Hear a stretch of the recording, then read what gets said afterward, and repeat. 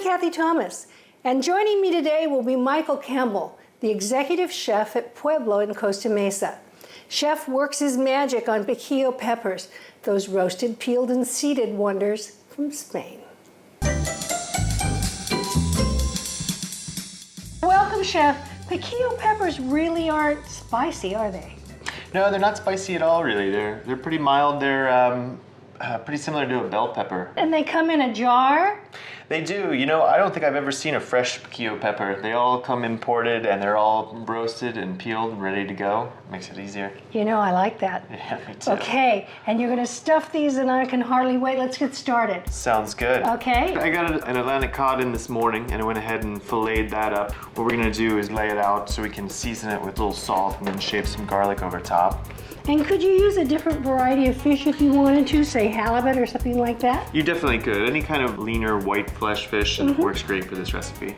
And you prefer to thinly slice them than to mince them? Exactly. I love garlic. I love eating it. I like it to be present.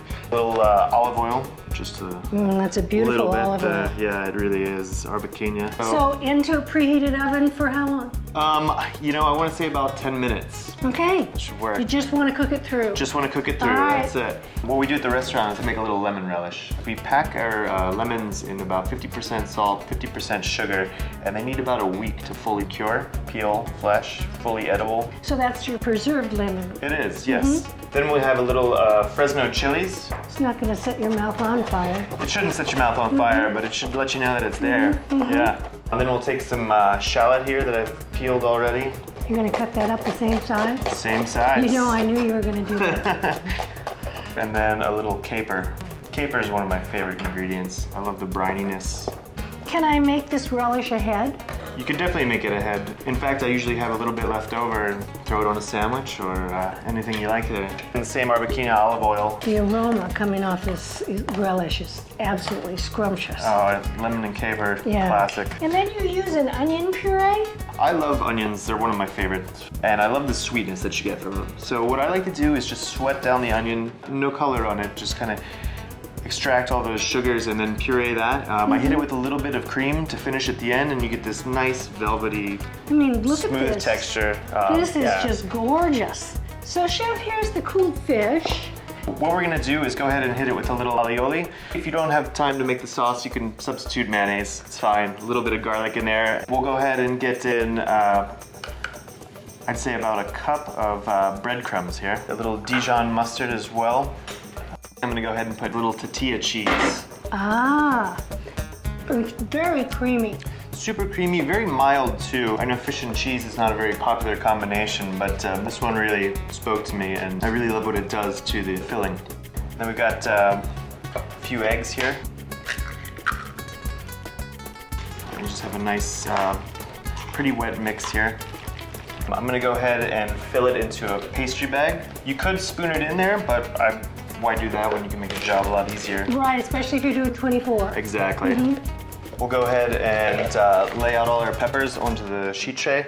A little bit of olive oil down first. They just smell so good, Don't they? Smell amazing, yeah. The fact that they're charred and they have little charred bits in there too, and they're packed like that for a while, gives it a really amazing depth of flavor. You're laying it over the lip of the pan and just squeezing it out like that. Exactly. Oh, that's such a good trick. Yeah. I like that. Do you good? Yeah. We'll go ahead and take this onion puree, just put it on the bottom there, arrange the peppers around. This will work at about 350 degrees. In order for the filling to set and the eggs to cook in there, you probably want to have it in for about 18 minutes. Chef, this looks gorgeous. Look at how the sauce is bubbled up. A little bit of that relish here, a little bit of fennel frond here, which also I think is a great combination with the lemon caper, a couple chives as well. And then one of my favorite ingredients that I've been working with the past couple of years, I love it in desserts, savory food, is a little fennel pollen as well. Beautiful. Finish it with a little Aleppo pepper. Thank you, Chef. This has been delicious fun. It's been great. Thanks for having me. Here's a quick tip from Melissa's. Blue cheese dressing is a favorite. And here's a recipe from David Slay, the executive chef partner at Park Avenue. Basically, it's just combining a lot of very simple ingredients. So I've got some cider vinegar, and to that I want to add a little pinch of salt and a little pepper and a small amount of dried mustard. I'm going to give that a quick stir just to dissolve the salt. I've got some big crumbles of blue cheese, some buttermilk, some mayonnaise. I'm going to stir that all together and then just add some canola oil or some olive oil. And I'm going to want to give it a taste to see if I've added enough salt. It is really good. Now, if you want to make this thicker, say you wanted to put it on a wedge salad, you could also add some sour cream to this. But let's set this aside and let's look at our other elements of our salad. I want to add something that's sweet and yet tart. So kumquats are perfect. They're like an inside-out orange because it's the outside that's sweet and the inside that's sour. So I like to cut them in half, and then if there's any big seeds, you can just flick them out with a knife. And sometimes it's when you're cutting them crosswise into strips that you run into the seed. I want to use romaine lettuce today. And then I want to add some sweetness. I could add some dried cherries to this. I'm going to add some candied nuts. I think those candied nuts are going to be so good with the kumquats and the blue cheese. And you don't want to overdress it. You just want to just lightly, nicely coat the leaves. And I'm going to add a little bit of pepper. And I've made a salad that is absolutely delicious. Blue cheese, kumquats, and candied nuts.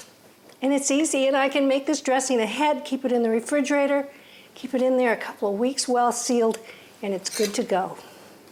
The fruit and vegetable aisles are filled with so much potential. Try something new. Have an adventure.